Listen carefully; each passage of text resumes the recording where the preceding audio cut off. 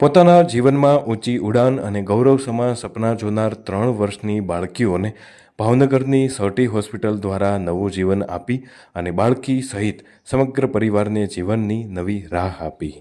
થોડા દિવસ પહેલાં ભાવનગરની સર્ટી હોસ્પિટલના બાળ વિભાગમાં ફેફસાના ગંભીર રોગથી પીડાતી બાળકીના 2 મહિનાથી વધુ સમય સુધી સતત સારવાર અને દેખભાળ રાખી અને જીવ બચાવાયો.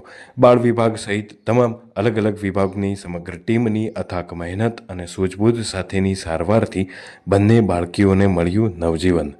ત્યારે ભાવનગર ન્યૂઝ નેટવર્કે સર્ટી હોસ્પિટલના બાળ વિભાગ દ્વારા કરવામાં આવેલી આ કામગીરી અંગે વિગતો મેળવવા માટે પીડિયાટ્રિક વિભાગના વડા ડૉક્ટર મેહુલભાઈ ગોસાઈ સાથે વાત કરી હતી.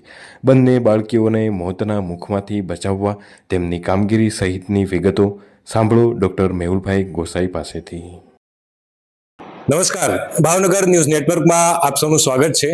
હાલ ભાવનગરની સર્ટી હોસ્પિટલ ખાતે છીએ. એક રીતે જોઈએ તો સરકારી હોસ્પિટલ એટલે એક લોકો પોઝિટિવ નેગેટિવ અમુક ધારણાઓ લઈને ચાલતા હોય છે, પરંતુ અંદર જઈ અને જોઈએ, જાણીએ, સમજીએ ત્યારે ખ્યાલ આવે છે કે ઘણી બધી બાબતોની પોઝિટિવિટી અહીંયાથી મળતી હોય છે. આવા અનેક દાખલાઓ છે આપણી ભાવનગરની સર્ટી હોસ્પિટલના જ. હાલ બાળ વિભાગમાં છીએ, આપણી સાથે બાળ વિભાગના વડા ડૉક્ટર મેહુલભાઈ ગોસાઈ છે. થોડા દિવસ પહેલાનો બનાવ છે. અમરેલી જિલ્લો અને બોટાદ જિલ્લાના 2 બાળકો અહીંયા આવે છે ખૂબ ગંભીર પરિસ્થિતિમાં, અને બાળ વિભાગના વડાથી શરૂ કરી અને સમગ્ર આખી ટીમ ખૂબ મહેનત કરી અને 2.5 મહિના જેટલા સમયની સારવાર, દેખભાળ, સંભાળ, નાની નાની બાબતોની ઝીણવટભરી તપાસ રાખી અને બંને બાળકોને સાજા કરે છે. અને આ વિભાગ આ બંને બાળકો સાજા થાય છે એને પોતાની જીત દર્શાવે છે, કારણ કે આ કંઈક વિશેષ હતું. અને એ માટે જ ભાવનગર ન્યૂઝ નેટવર્ક આ વિભાગમાં આવ્યું છે. ડૉક્ટર મેહુલભાઈ ગોસાઈ સાથે ચર્ચા કરીશું કે ખરેખર આ કયો બનાવ હતો અને શું સ્થિતિ હતી અને કેટલી મહેનત પડી છે આ બાળકોને સાજા કરવામાં. મેહુલભાઈ, સ્વાગત છે ભાવનગર ન્યૂઝ નેટવર્કમાં તમારું. જી પરેશભાઈ, થેન્ક યુ વેરી મચ. હું ડૉક્ટર મેહુલ ગોસાઈ અત્યારે ગવર્મેન્ટ મેડિકલ કોલેજ સર્ટી હોસ્પિટલ ભાવનગર બાળ આરોગ્ય વિભાગ ખાતે હેડ તરીકે કાર્યરત છું. અને આપે જે બંને દર્દીઓની વાત કરી કે ખાસ મહેનત કરીને શું વિશેષ હતું, તો પહેલું તો એ જણાવું કે ભાવનગરની આ સરકારી હોસ્પિટલમાં અમે જે 2 બાળકોને સારવાર આપી, ઓલમોસ્ટ 1 મહિનાથી વધારે સમય રાખ્યો. એક બાળકી 8 વર્ષની હતી, એ સાવરકુંડલા તાલુકો અમરેલી જિલ્લાનું બાળક હતું, અને બીજું અમદાવાદ જિલ્લાના ધોળકા તાલુકાની એક બાળકી હતી 6 વર્ષની. એટલે ભાવનગરમાં પણ અમારી પાસે અમદાવાદ જિલ્લામાંથી ને અમરેલી જિલ્લામાંથી દર્દીઓ આવે છે, એ અમારા માટે પણ એક ગૌરવપૂર્ણ બાબત છે. આ એક વિશેષ વસ્તુ હતી. ખાસ કરીને જે બાળકોની વાત કરી કે એમની શું કન્ડિશન હતી અહીંયા આવ્યા ત્યારે, અને ટીમે કઈ રીતે મહેનત કરીને બાળકોને સાજા કર્યા? જી, આ બંને બાળકીઓ અલગ અલગ જિલ્લામાંથી અમને ત્યાંની લોકલ સ્થાનિક કક્ષાએ સરકારી તંત્ર અને પ્રાઇવેટમાંથી સારવાર લીધા પછી અહીંયા રિફર કરવામાં આવેલા. બંને કેસમાં સામ્યતા જોઈએ તો બંનેને શ્વસન તંત્ર એટલે કે ફેફસાને લગતી મુશ્કેલી હતી. શરદી, ઉધરસ, તાવ અને હાંફ ચડવો અને શ્વાસમાં તકલીફ પડવી, મુખ્યત્વે આવા લક્ષણો સાથે બંને બાળકો આવેલા. અને જ્યારે બંને બાળકો આવ્યા ત્યારે એને શ્વાસમાં ખૂબ તકલીફ પડતી હતી, નસકોરા ફૂલતા હતા, પાંસળામાં ખાડા પડતા હતા, ઓક્સિજનનું લેવલ લો હતું. એટલે આવી બંને ગંભીર પરિસ્થિતિમાં આવ્યા હતા. એટલે તાત્કાલિક ધોરણે બંને બાળકોને અમે અહીંયા સર્ટી હોસ્પિટલના બાળ આરોગ્ય વિભાગ ખાતે કાર્યરત ઇન્ટેન્સિવ કેર યુનિટ PICમાં દાખલ કર્યા. પ્રાથમિક સારવાર આપી. ઓક્સિજનની જરૂર હતી ત્યાં ઓક્સિજન આપ્યું. અમુક કેસમાં વેન્ટિલેશનની જરૂર હતી ત્યાં બાળકને થોડા સમય માટે વેન્ટિલેટર અને CPAP સપોર્ટ ઉપર પણ રાખવામાં આવ્યું. અને જરૂરી બ્લડ ઇન્વેસ્ટિગેશન, રેડિયોલોજિકલ ઇન્વેસ્ટિગેશન જેવા કે એક્સરે અને CT સ્કેન અમે કરાવ્યા. મેડિકલ મેનેજમેન્ટ અમારી ટીમ દ્વારા તાત્કાલિક શરૂ કરવામાં આવ્યું હતું. CT સ્કેન કરાવ્યો, એમાં ખ્યાલ આવ્યો કે આ બંને બાળકોને ફેફસામાં ગંભીર ચેપ અને પરુ થઈ ગયો હતો, રસી થઈ ગઈ હતી, જેને અમે એમ્પાઇમા અથવા પાયોથોરેક્સ કહીએ. અને એવા કિસ્સામાં અમને મેડિકલ મેનેજમેન્ટ ઉપરાંત સર્જિકલ મેનેજમેન્ટની જરૂર પડે.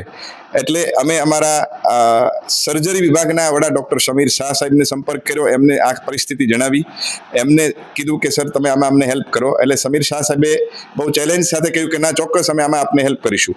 અને બંને બાળકોને એમણે જરૂરી પ્રી મેડિકલ ફિટનેસ અમે આપ્યું, એનેસ્થેટિક ફિટનેસ અમારી એનેસ્થેશિયા ડિપાર્ટમેન્ટની ટીમ ડૉક્ટર લોપાબેન, ડૉક્ટર કોમલબેન અને શિલ્પાબેનની ટીમે આપ્યું. અને પછી બંને બાળકોને અમે સ્પેસિફિક સર્જરી માટે મોકલ્યા. અને એમણે બહુ 3 થી 4 કલાકની જટિલ અને સઘન સર્જરી લેપ્રોસ્કોપિકલી કરી, અને એને વેક્સ કહેવાય, વિડિયો આસિસ્ટેડ લેપ્રોસ્કોપિક થોરેકોસ્કોપી, અને એના દ્વારા એમને ડીકોર્ટિકેશનની સર્જરી સફળતાપૂર્વક આ બંને બાળકોમાં કરી. અને એ વખતે એનેસ્થેસિયા વિભાગના ડોક્ટરો પણ સતત હાજર હતા અને એમનો પણ ખૂબ વેલ્યુએબલ સહકાર રહ્યો. સર્જરી માટે સમીર શાહ સાહેબ અને એની સમગ્ર ટીમનો પણ અમને ખૂબ સહકાર રહ્યો. અને ત્યાર પછી બંને બાળકોને પરત અમારા વોર્ડમાં અમે લીધા અને મેડિકલ મેનેજમેન્ટ શરૂ કર્યું. જરૂરી જીવાણુનાશક દવાઓ, એન્ટીબાયોટિક્સ, રેસ્પિરેટરી સપોર્ટ, રોગ પ્રતિકારક શક્તિ વધારવા માટે ઝડપથી રિકવરી થાય એ તમામ પ્રકારની દવા આપવામાં આવી.